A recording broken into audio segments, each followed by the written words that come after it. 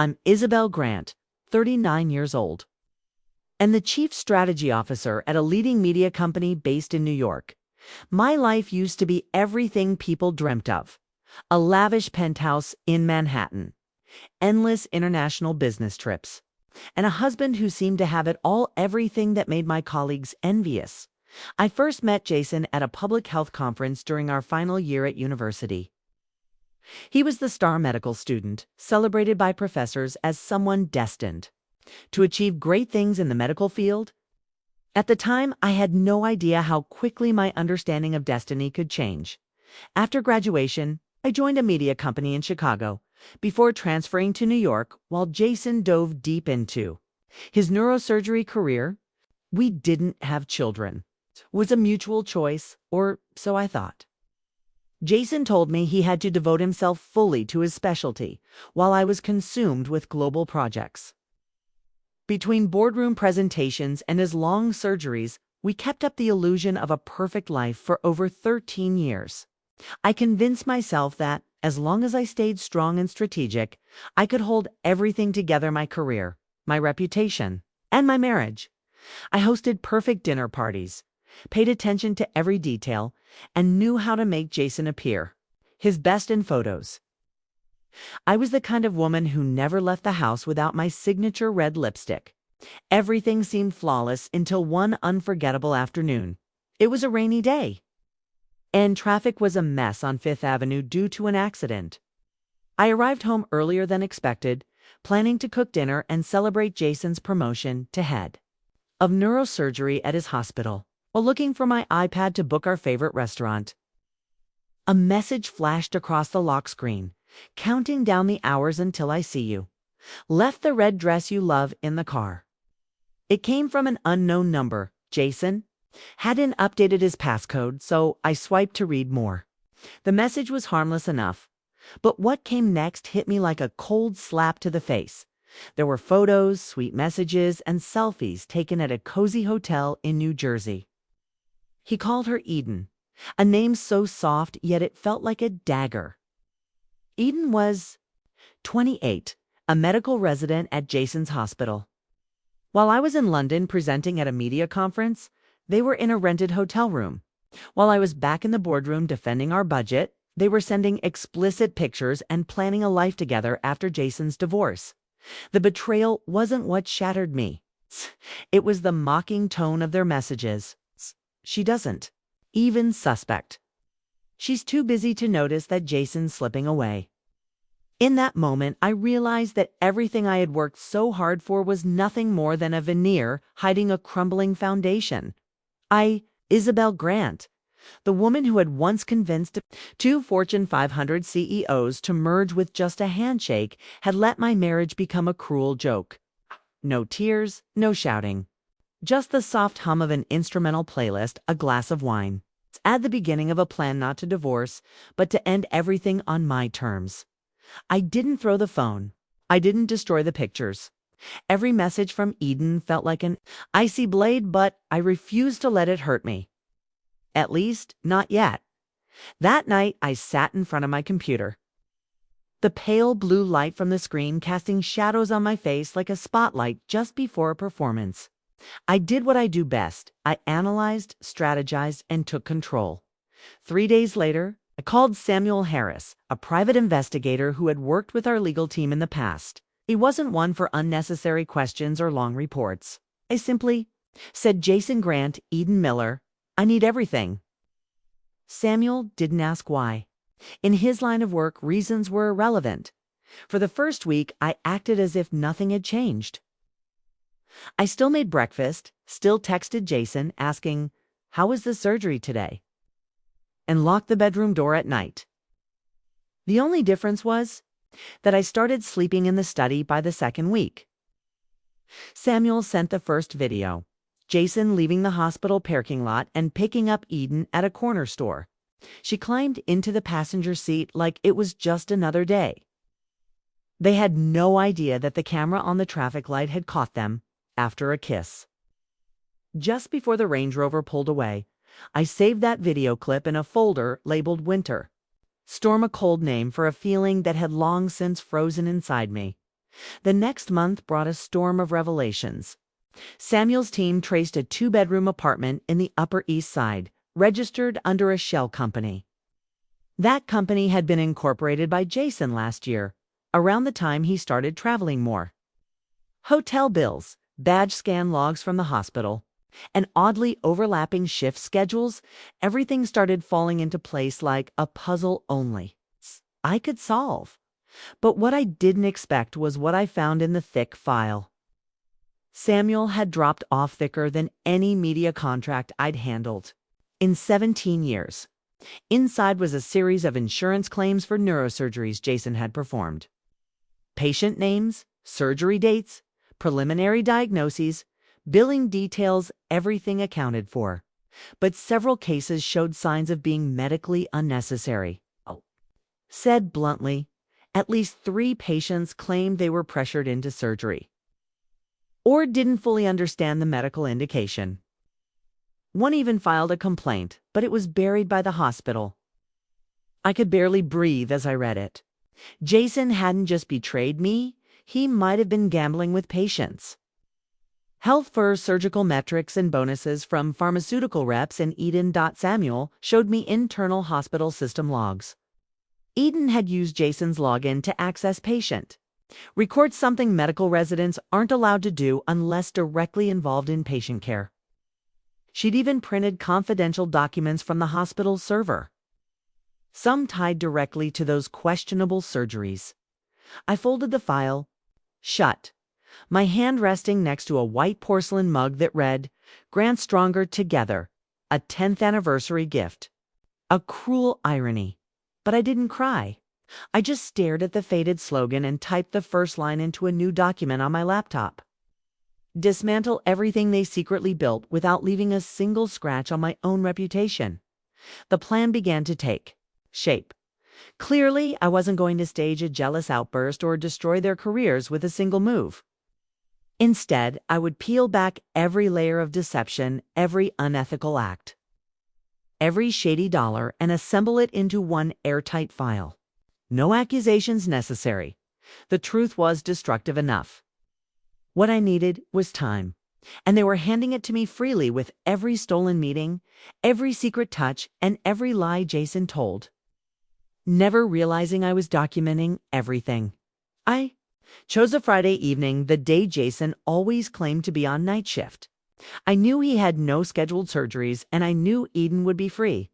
They'd planned to have dinner at the secret apartment. But this time I changed the venue. "Eden, I know everything, and I'd like to invite you to dinner at my home with Jason." Sent the message short and direct. 10 minutes later, the typing dots appeared on the screen, then vanished. No reply, but I knew she would come. Women like Eden don't miss the chance to confront, especially when they think they're winning. I began preparing early that morning, not the food, but the atmosphere. Everything had to be perfect, like the final act of a play. Warm, golden, lighting a soft jasmine scent in the air. Every photo frame straightened, especially the wedding portraits centered on the bookshelf, the one Jason had once asked me to put away for neatness. I wore a classic sapphire silk dress, cinched at the waist, modest and elegant. A gift he had given me 5 years ago with the words, "You look like a symphony." But tonight, I wasn't the musician. I was the composer. And this would be the final movement. In the small clutch bag beside my chair was a USB drive containing all the evidence, videos, photos, financial records, hospital access logs, and everything Samuel had quietly collected over the last 2 months. I'd also prepared a slide presentation linked to the hidden projection system behind the large mirror in the dining room, a feature Jason never paid attention to during the renovation. The doorbell rang at 6:57 p.m. I glanced at my phone's screen, showing the front door camera feed. Eden Carter, 28 years old, blonde hair loose, a deep burgundy dress hugging her frame. Heavier makeup than usual, but she couldn't hide the nervous flicker in her eyes. I opened the door with a smile. "Eden, right on time." She froze for half a second, perhaps upon seeing the wedding photo behind me. Then she stepped inside like someone accepting an invitation to a negotiation. She was wrong. This wasn't a negotiation. This was the final. Performance. Jason arrived 15 minutes later. The leather bag hung loosely over his shoulder as Jason's eyes first flicked to Eden, then to me. In that moment, I saw the spark of fear take root. He realized he was no longer in control. "You planned a dinner?" he asked, trying to steady his voice. I served the wine and motioned for them to sit at the table, arranged with clinical precision medium rare steaks, fresh salad, and warm bread. Not a single detail out of place. Everything was suffocatingly perfect to Jason for his dedication to medicine and his new choices. I said, raising my glass. Eden reluctantly took a sip. Jason gripped his wine glass as if he might crush it with his bare hands. I watched every reaction, the diverted gazes, trembling hands, shallow breaths. Every beat was expected, calculated. Dinner passed in awkward civility. They tried to stay polite, avoiding any touch or mentioning the real reason we were all sitting there until I set my knife down, dabbed my mouth with a white napkin, and said calmly, "I have a special dessert. But first, I'd like to share some interesting visuals." Beneath the napkin, the remote lay ready, single press, and the mirror flickered into a screen. The first image appeared: Jason and Eden kissing in his car. 12 months ago, in front of the Magnolia Inn. Eden dropped her glass. Jason sprang up. "What the hell?" "Sit down," I interrupted, my tone still as calm as a quarterly briefing. I clicked again. The secret apartment lease. It's a video of Eden using Jason's badge to print medical records. A slide analyzing the rate of medically unnecessary surgeries Jason had performed. Each piece of evidence was a surgical strike: no blood, but no healing either. Finally, I opened the last file.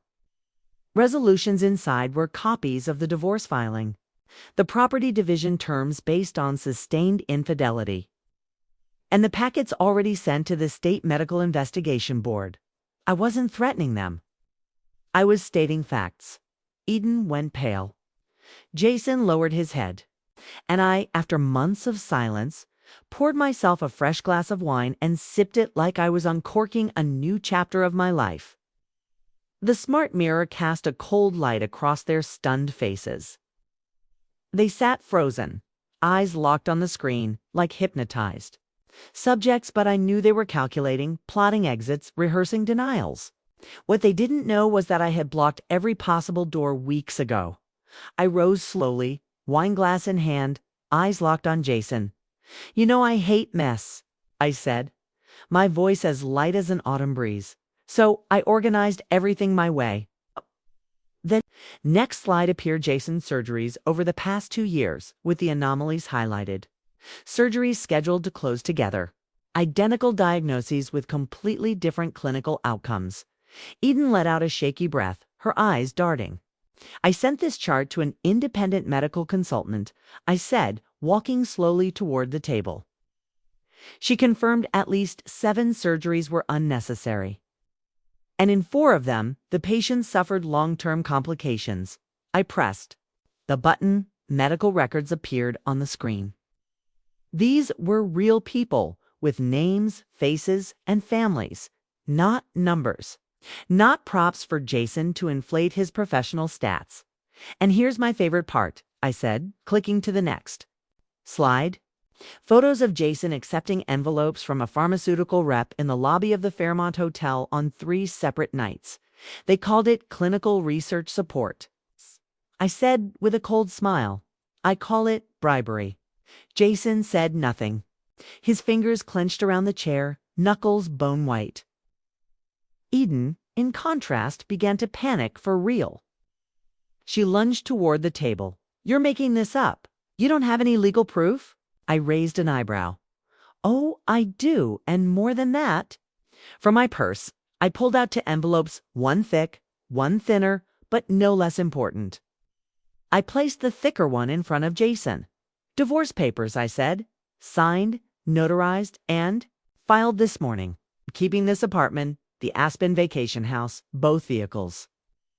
And 60% of the assets I proved were earned through my own labor." Then I placed the smaller envelope in front of Eden. Your temporary resignation from Westlake Hospital, along with the HR acceptance letter. If you don't sign tonight, I'll forward the full report of your unauthorized patient record access. To the National Ethics Board, she shot up from her seat. You can't force me.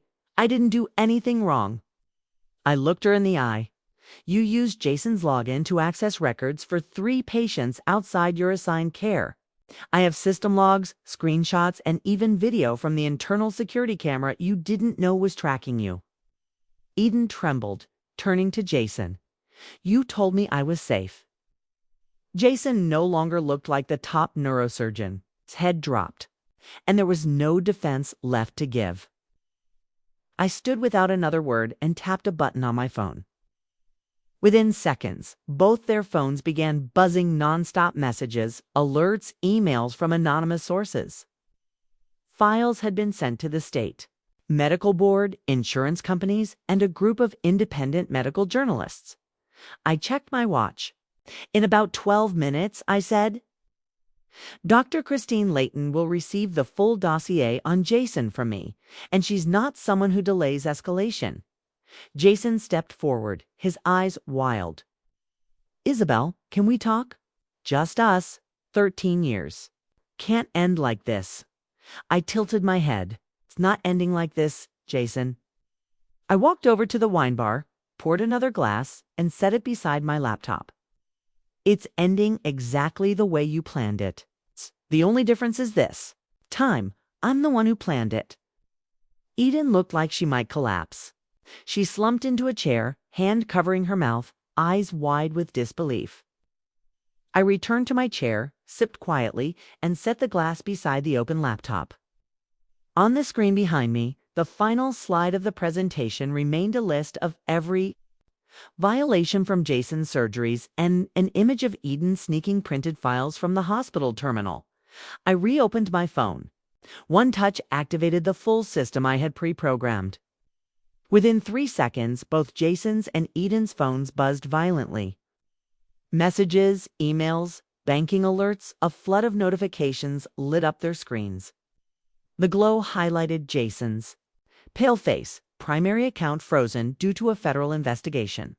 Credit card deactivated by issuing bank. Request for full transaction history over the past 24 months. Eden lunged for her phone, swiping frantically through the alerts. But the more she read, the paler she became. No, this can't be happening, she stammered. I didn't sign anything. How do you even have the right? I looked up, my expression calm. You used your hospital email to send intimate photos, Eden. What system wouldn't flag that? I tapped the keyboard again. The next slide appeared a copy of Eden's internal hospital email, complete with attachments, sent to Jason with the subject line, "A little motivation for your afternoon surgery." Jason turned to her, eyes bulging. You used your hospital email. Are you out of your mind?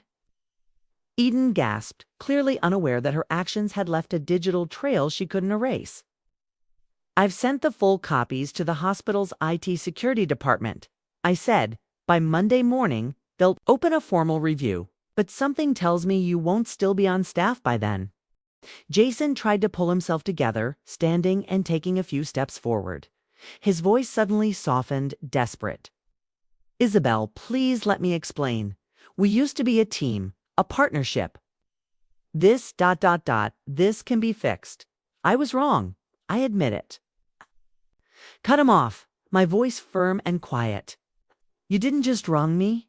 You deceived patients, manipulated records, took illegal money, and risked human lives to boost your performance stats. This isn't about us anymore. This is a crime. His jaw clenched, but I wasn't done. I picked up the remote and pressed. The final button, video from a hidden camera in Jason's hospital office, appeared on the screen. The footage clearly showed him accepting a thick envelope from a man in a suit, wearing a name badge from Harmony RX, a thank you gift for last month's prescription package. The man said in the video. Jason didn't react. He just smiled, nodded, and slid the envelope into his drawer. The dining room went silent. Jason retreated toward the window, leaning against the wall like a man completely undone. Eden had stopped shouting. She sat frozen as if staying still might make the truth disappear. I sat across from them. I didn't send all of this at once, I said. I split the files and set up auto deliveries to different agencies in case someone tried to delete the evidence. Everything is encrypted in the cloud. Every step I've taken has been backed up and legally secured. I pulled out a folder and laid out the documents one by one, list of patients suspected of undergoing unnecessary surgeries. Proof of payment from Harmony RX, violations of medical ethics. And altered patient files accessed and edited by Eden. I looked at them both. You have two options. 1, cooperate. Sign the papers I've prepared, resign, and disappear quietly. 2, we go to court together. Face the medical board, the press, and if needed, federal investigators. Jason collapsed into his chair, hands trembling. How long have you been preparing all this? He asked, his voice barely a whisper. His voice, almost a confession, made me smile. Since the moment I saw that first message. And no, I haven't lost sleep the way you imagined. The doorbell rang at 8:17 p.m., echoing through the dining room that had just witnessed the complete collapse of two people I once called husband and colleague. I'd been waiting for that bell for nearly 3 months. I stood and glanced at them both, still fumbling with their phones, too late to delete or hide anything. I opened the door. 2 men in plain clothes stood before me, but one glance at the polished badges on their belts told me they weren't here for small talk. Detective Harris and Agent Clark, New York State Medical and Insurance Fraud Division, the taller one said crisply. We're here for the coffee and the evidence. I stepped aside to let them in. Both carried thick briefcases, tablets, and the kind of quiet authority that didn't need a badge to prove it. I gestured toward the dining table. They're waiting for you. Jason jumped to his feet. This is a private home. You don't have a warrant. Detective Harris calmly pulled out a packet of papers, opened the top page, and held it out. Signed this morning.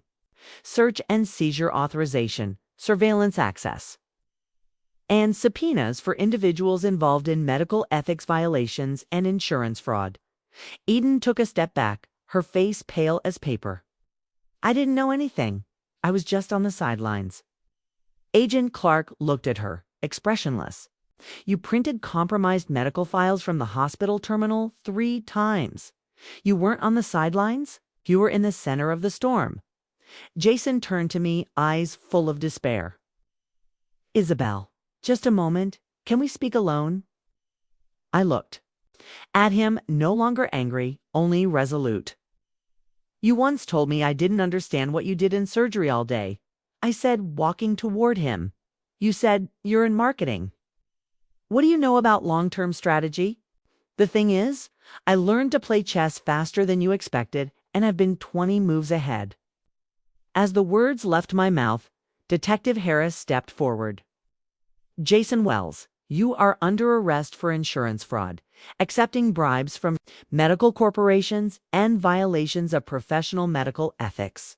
He didn't resist, but as they cuffed him at the same table where we had once celebrated countless meals, I watched his once proud shoulders slump like someone finally shedding a mask. They couldn't hold up anymore. Eden was asked to stand. A female officer was already waiting at the door to escort her to a separate vehicle for questioning.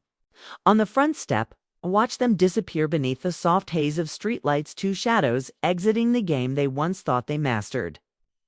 The very people who thought they were manipulating a secret game now bowed their heads, leaving the chessboard I had built piece by piece without them noticing, back inside. The wine glass I hadn't finished still sat on the table.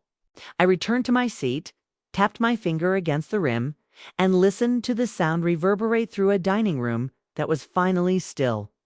3 months after that night, the final verdict was handed down in a Manhattan federal courtroom. Jason. Wells, once celebrated as one of the most talented neurosurgeons in the Northeast, was sentenced to 15 years in prison for insurance fraud, taking bribes from pharmaceutical companies, and performing unnecessary surgeries that harmed patients. He wasn't present in the courtroom that day. Everything I needed to do, I had already done. Eden Carter, the woman who once walked into my house wearing a red dress meant for Jason, ultimately chose to cooperate with investigators to receive a lighter sentence after her long list of ethical violations was uncovered. However, her medical license was permanently revoked. In the medical world, that's a sentence in itself. She left New York a week after her suspension.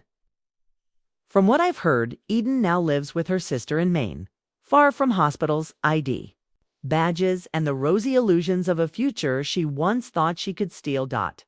As for me, I started with the smallest things. I cleared the entire apartment, every corner that bore traces of Jason, the tailored suit jackets, the engraved watches, the paintings we once chose together. I didn't destroy anything. I returned them to where they belonged, the past. Sold Jason's entire collection of fine wine, the one he used to boast about to his medical friends as a symbol of success paired with expensive taste. I donated all the proceeds to a nonprofit medical fund that supports patients harmed by unethical healthcare practices. No name needed, but the press found out within 2 weeks. I received letters from several media outlets asking for interviews and details of my donation. They wanted to know how it felt to take control of a life that had once been so carefully constructed by both of us. But I never replied. My work was done. The story spread across major platforms: the New York Medical Review, the Atlantic Health, and even the Guardian in the UK. They all wanted to speak to me under one banner: the woman who dismantled the largest medical manipulation. Ring of the Decade, I didn't take pride in the label, nor did I chase after the spotlight as if I were some savior. When asked, I said the same thing. I didn't start this to get back at anyone.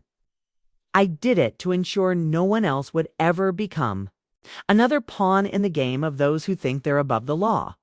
After everything, I returned to work at the media corporation, but with a shift in role: strategic and ethical communications advisor, an offer from the CEO herself after reading about me in the Washington Post.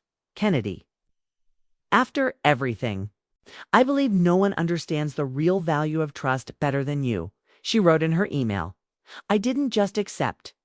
I redefined the company's entire internal evaluation system, setting a new standard for integrity and transparency.